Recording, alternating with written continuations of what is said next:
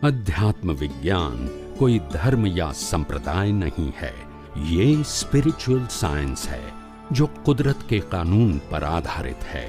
ये विज्ञान पूरे ब्रह्मांड के सभी रहस्यों को उजागर करता है और जीवन के सभी पहलुओं को समझने के लिए एक नई दृष्टि देता है।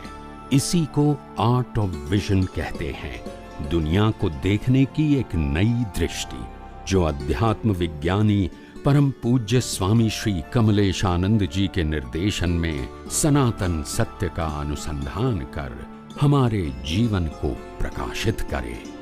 जय सच्चिदानंद। કર્મો ઉકલે છે અને બીજી બાજુ વીટાય છે, એટલે ક્રોધમાનમાં એ લોકો ડિસ્ચાર્જમાં અને ચાર્જ બંને બાજુ છે, એ બંનેમાં ઇલેક્ટ્રિકલ બોડીનો રોલ શું હોય? તેજસ શરીરનો શું રોલ હોય?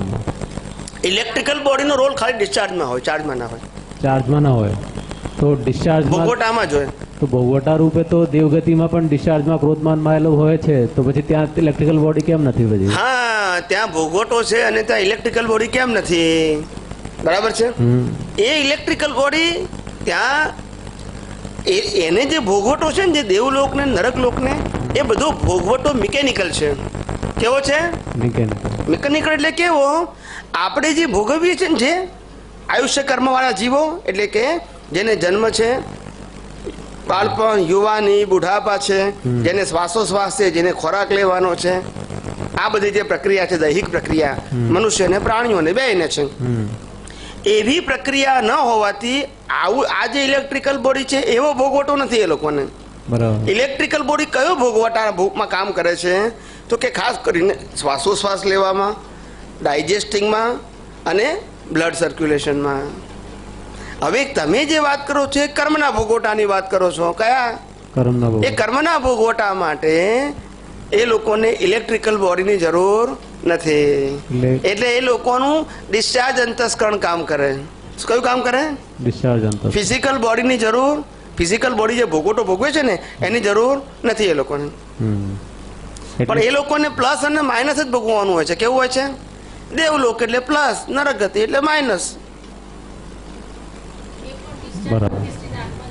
એ જ ત્યાં તો ચાર તો હોતો જ નથી ને।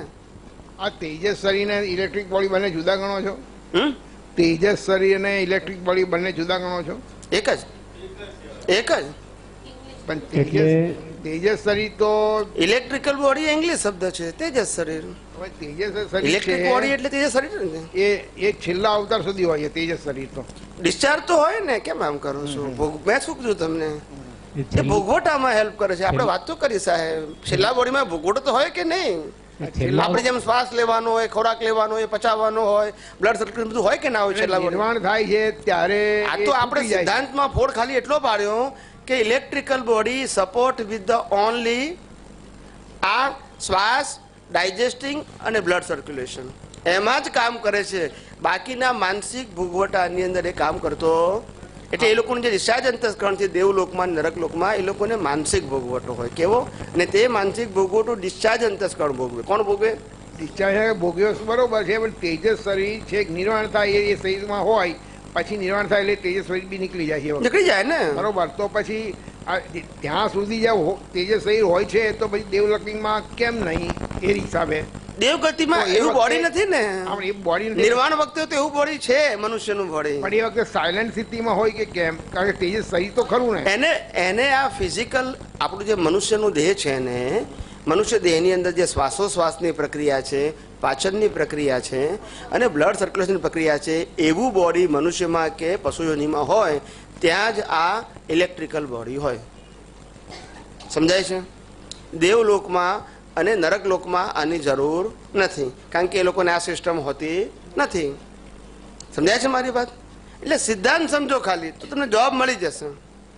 બે ઠેકાણે નથી હોતું। પાછી દેવ કે નરક ગતિમાંથી પાછા જો મનુષ્યમાં આવે તો પાછું તેજસ લાગુ થઈ જાય। હા, આવી જાય ને, આવી જ જાય ને, પાછું ઊભું થાય કે હતું જે સાયલેન્ટ થયેલું એ કર્મ એ કોઝલ બોડીની સાથે જ હોય। એ કોઝલ બોડીમાં જેવું આપણને બોડી ફિઝિકલ બોડી મળે એની સાથે જ આ ઇલેક્ટ્રિકલ બોડી મનુષ્ય ભાવ અથવા તો પશુઓનીમાં, એટલે મેઇન કોઝલ બોડી છે, કોઝલ બોડી હોય એના પ્રમાણે જ આ વસ્તુ મળી જાય, ઊભું થઈ જાય એના આધારે। આ તો કુદરત સપ્લાય કરે છે સાહેબ। આપણી ચોઈસ નથી. તમને આ મનુષ્ય બોડી આપેલી ઇલેક્ટ્રિકલ બોડી એને આપવું જ પડે. દેવલોકમાં એને જરૂર નથી એટલે નથી આપતા. એ પોતે ચોઈસ નથી કરતો કે મારે જોયું છે કે નથી જોયું. આ nature will provide you. Carbon સહી સાથે કનેક્ટેડ. કુદરત તમને જે રીતનું બોડી આપે છે એને અનુરૂપ એન્વાયરમેન્ટ પણ એને આપવું પડે. તે સિવાય કર્મો કેવી રીતે ભોગવી શકો? સમજાય છે? એટલે આપણે અહીંયા આગળ કેન્સર થાય, શ્વાસોશ્વાસ વધઘટ થાય, લાંબા ટૂંકા થાય, એવું દેવલોકમાં નરક લોકમાં છે જ નહીં. મારી વાત સમજાય છે? એવું ત્યાં છે જ નહીં. કોઈ જાતના ડિસીઝ નહીં દેવલોકમાં નહીં, નરક લોકમાં નહીં. રોગ નહીં, દુઃખ ખરા પણ રોગ. એમાં તો ઘણા લાખો લોકો ઉત્કૃષ્ટ દશાની અંદરમાં લાખો રોગો હોય છે એમ કે છે. શું?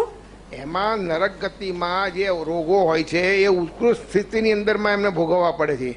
એ રોગ ના કહેવાય, એ વેદનીય કર્મના હોય અલગ અલગ પ્રકારના. એ રોગ, એનું બોડી રોગવાળું, રોગ ઉત્પન્ન થાય એવું હોતું જ નથી. આપણે રોગ ઉત્પન્ન થાય, એ લોકોને ના ઉત્પન્ન થાય. એ લોકોનો ભોગવટો હોય. ઉત્પન્ન ના થાય પણ એ રોગ તરીકે એમને ભોગવવો પડે. ખાંસી હોય એવું બધું હોય જ નહીં. એ લોકોને ખુજલી એ બધા ના હોય. એ લોકોને બધું ફિઝિકલ બોડી સાથેના ડિસીઝ એ લોકોને ના હોય. એ લોકોને જે ડિસીઝ, એ લોકોને જે ભોગવટા હોય એવા એબનોર્મલ હોય કે જેના આધારે એને બહુ રાગ થયો હોય તો સ્ત્રીનો આકાર હોય ને સ્ત્રીનો આકાર પાછો અગ્નિની ભઠ્ઠીવાળો હોય. કેવો હોય? અને એને આલિંગન કરવું પડે. સમજાય છે? એટલે પોતાનું પારાનું શરીર છે ને એ આખું ઓગળી જાય, વળી પાછું નીચે જોઈન્ટ થઈ જાય, પાછો જન્મ થઈ જાય પાછો. એટલે ખાલી ભોગવે, ખાલી એ ડાયટ ના થાય. શું ના થાય? મરે નહીં. આવું બધું તાવડામાં તરે, એવું બધું શાસ્ત્રોમાં લખ્યું છે. રોગ જેવી રીતે ખજવાળ ના થાય વેદના તરીકે હોય. અને આ વેદન પણ પાછું એ લોકોને અવધિ જ્ઞાનને કારણે છે. હા, કઈ ખબર પડે ને. અવધિ જ્ઞાન દેવલોકને હોય અને નરક લોકોને હોય. આ બધું અમારા દર્શનથી કહીએ, ચોપડીમાંથી નથી કહેતા. બધું હા એવું જ હોય છે.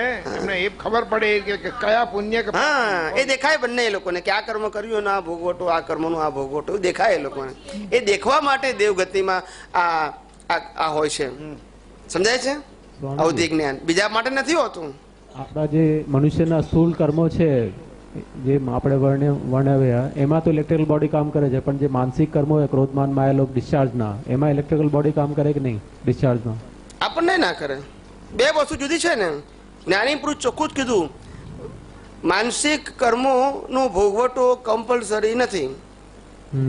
શારીરિક અને વાણીનો ભોગવટો કમ્પલસરી છે. હા, સમય થયો. જ્ઞાને કરીને માનસિક ભોગવટો ઓછો વધતો કરી શકાય છે. અજ્ઞાન હોય તો એ જ ભોગવટો મલ્ટીપ્લાય થઈ જાય, અને જ્ઞાન હોય તો શૂન્ય પણ થઈ શકે. પણ શારીરિક અને વાણીના ભોગવટા કમ્પલસરી છે. એટલે જ્ઞાને કરીને માનસિક ભોગવટો જ આપણે રિડ્યુસ કરી શકીએ. બીજો ભોગવટો ખતમ કરી શકતા, કારણ કે એનું માનસિક ભોગવટાનું એક્ઝિસ્ટન્સ જ અજ્ઞાનતાને કારણે છે. શેના કારણે છે? અજ્ઞાનતાને કારણે. અને એ જ અજ્ઞાનતાને કારણે દેવ લોકો પણ ભોગવે છે. એ જ અજ્ઞાનતાને કારણે નરક લોકો આપણે ભોગવે છે, પણ ફિઝિકલ બોડી નથી. એટલે તમને આખી લિંક તમને મળે કે ત્રણેય જગ્યાએ માનસિક ભોગવટાની અંદર અહીંયા પુરુષાર્થ છે માટે તમે એનાથી મુક્ત રહી શકો છો. ત્યાં પુરુષાર્થ નથી, ત્યાં તો ભોગવટા માટે જ છે. બરાબર. એટલે ત્યાં તો કમ્પલસરી છે. ત્યાં ઓપ્શન નથી કે પુરુષાર્થ કરીને હું જુદો રહી શકું. અહીંયા તમે રહી શકો છો, પણ શારીરિક અને વાણીના ભોગવટા કમ્પલસરી છે. કમ્પલસરી એ જ છે. ત્યાં માનસિક જ હોય, શારીરિક ના હોય. સાહેબ આપણે વાત તો કરીએ આપણે. હા, એ શારીરિક દુઃખ નથી, માનસિક જ છે. એનું શરીર એવું ના આપણે જેવું દાઝી જાય, પણ દાઝવાનું ફીલ કરે ખાલી. હા, એને ફિઝિકલી કશું જ ના થાય, દાઝી ના જાય. તાવડામાં નાખે તોય ના દાઝે. એટલે ખાલી ભોગવે એને માનસિક રીતે, જાણીને ભોગવે, જાણીને ભોગવે, કારણ કે એને કર્મો જાણીને બાંધેલા છે. એટલે સ્વામીજી જે માનસિક ભોગવટા છે બધા જ્ઞાન દર્શનના લેવલે છે, એટલે ઇલેક્ટ્રિક બોડી ત્યાં કામ ના કરે. બરાબર. હા, ઇલેક્ટ્રિકલ બોડીની ત્યાં રિક્વાયરમેન્ટ નથી. ઇલેક્ટ્રિકલ બોડી ભોગવતું નથી. ઇલેક્ટ્રિકલ બોડી તમારી ફિઝિકલ બોડીને મેન્ટેન કરવા માટેનું સાધન છે. એક નેચરે તમને આપેલું છે. ઓનલી ફિઝિકલ ભાગને જ અડે છે. ફક્ત એને ભોગવટા હાથે હવે હવે એમાં ભોગવટાનો પ્રશ્ન નથી આવતો. હવે એમાં એક નાનો- ભોગવટો તો બોડી ભોગવે છે. હા, હવે ઇલેક્ટ્રિકલ બોડીને કારણે તમારું બોડી લાઈવ લાગે છે. બરાબર. જેમ તમે શ્વાસ લેતા હોય, બ્લડ સર્ક્યુલેશન હોય, ખોરાક પચાવતા હોય, તમારું બોડી લાઈવ હોય. જ્યારે ડેડ બોડી થઈ જાય ત્યારે અમારું કશું હોય, શ્વાસોશ્વાસ બંધ થઈ જાય, ડાયજેસ્ટિંગ, બ્લડ સર્ક્યુલેશન બધું શું થઈ જાય, બંધ થઈ જાય. એટલે શરીર તમારું કેવું પડી જાય, ઠંડુ પડી જાય. સમજાય છે? હવે જ્યારે કર્મો બાંધી છે ત્યારે બહારથી પરમાણુ સક થાય છે અંદર, તો જો ઇલેક્ટ્રિકલ બોડી ના હોય તો કયો પાવર ખેંચે બહારથી અંદર? કોને? પરમાણુ જે બહારથી અંદર ખેંચાય કોઝલ બોડીમાં, તો એ કોઝલ બોડીમાં ખેંચવા માટે કંઈ પાવર તો જોઈએ, તો એ તો ઇલેક્ટ્રિકલ પાવર તો ઇલેક્ટ્રિકલ બોડી જ આપે ને. કોની વાત કરો છો? આપણે જ્યારે પુરુષાર્થ અંદર ચાલતું હોય, નવા આપણને કશાયોથી કર્મ બંધાતા હોય, તો બહારના પરમાણુ અંદર ખેંચાય, તો એ પરમાણુ ખેંચાય એમાં ઇલેક્ટ્રિકલ બોડીનો કઈ રોલ છે કે નહીં? એમાં તો આત્માની આપણે વાત તો થઈ હતી. નહીં, ભાવથી પરમાણુ ખેંચાય, બરાબર આત્માનો છે. પાવર, આત્માના પાવરથી કર્મો ચાર્જ થાય છે, આપણે વાત કરી છે. પણ ઇલેક્ટ્રિકલ બોડીના પાવરથી નહીં. ઇલેક્ટ્રિકલ બોડી માત્ર કર્મના ભોગવટા માટે ફિઝિકલ બોડી સાથે નેચર દ્વારા મળેલી ગિફ્ટ છે. નવા પરમાણુ એને કર્મ ચાર્જ સાથે કોઈ નિસ્બત નથી.